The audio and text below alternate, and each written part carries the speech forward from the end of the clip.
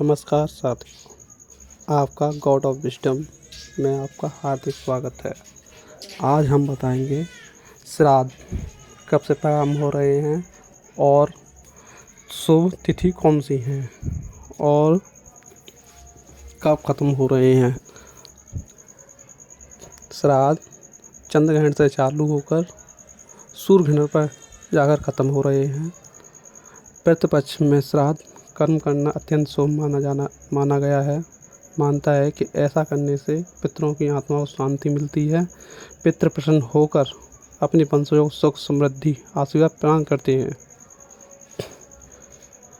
पितृपक्ष में हिंदू धर्म में खास महत्व है। पितृपक्ष को श्राद्ध पक्ष भी कहा जाता है। हिंदू पंचांग के अनुसार हर साल पितृपक्ष भाद्रपद पूर्णिमा के अश्विन माह की अमावस्या तक चलते हैं। इस दौरान पितरों की आत्मा की शांति के लिए श्राद्ध कर्म तर्पण पिंडदान किया जाता है। मानता है कि पितृपक्ष में पितरों को जल अर्पित करने से पिंडदान श्राद्ध करने से उनकी आत्मा तृप्त होती हैं और उनका आशीर्वाद प्राप्त होता है।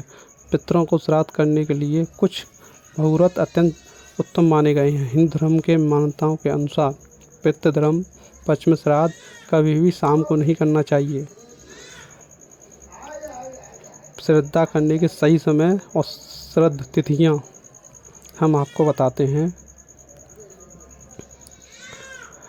इस साल पितृपक्ष 7 सितंबर से प्रारंभ होकर 21 सितंबर तक चलेंगे। इस बार पितृपक्ष की शुरुआत चंद्र ग्रहण व समापन सूर्य ग्रहण से होगा। पितृपक्ष सर्व पितृ अमावस्या को समाप्त होते हैं। धार्मिक मान्यताओं के अनुसार श्राद्ध दोपहर समय नहीं करना चाहिए। पितरों की आत्मा को शांति के लिए पिंडदान श्राद्ध करने के कुतुब काल सुबह 11:36 से दोपहर 12 बजे तक माना गया है। दोपहर 1 बजे तक पहले श्राद्ध कर लेना चाहिए। पहला श्राद्ध पूर्णिमा तिथि श्राद्ध 7 सितंबर 2025 को चालू हो रहे हैं। दूसरा श्राद्ध पितृ श्राद्ध 8 सितंबर 2025 से इसी प्रकार 21 सितंबर तक सारे श्राद्ध चलेंगे। जो आप मानता है कि जिस दिन जो मनुष्य खत्म हुआ है उसको उस तिथि का श्राद्ध मनाया जाता है।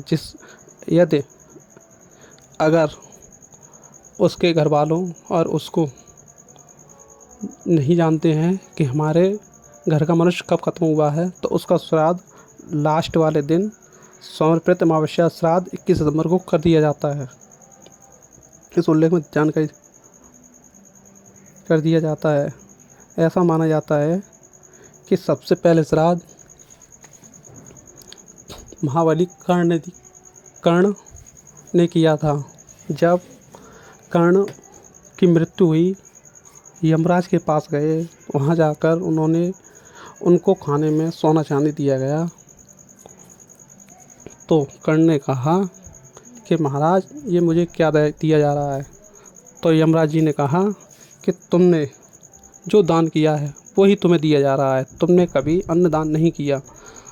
तो कर्ण ने उनसे कहा महाराज मुझे क्षमा करें, मुझे द्वारा ज़मीन पर जाकर अन्नदान करने के लिए दिया जाए जिससे मैं अपने जीवन को आगे जी सकूं। तो यमराज ने दोबारा उन्हें 15 दिनों के लिए ज़मीन पर भेजा। तब कर्ण ने 15 दिन आकर पिंडदान किया। वहाँ से यह प्रथा प्रचलित है। नमस्कार साथियों।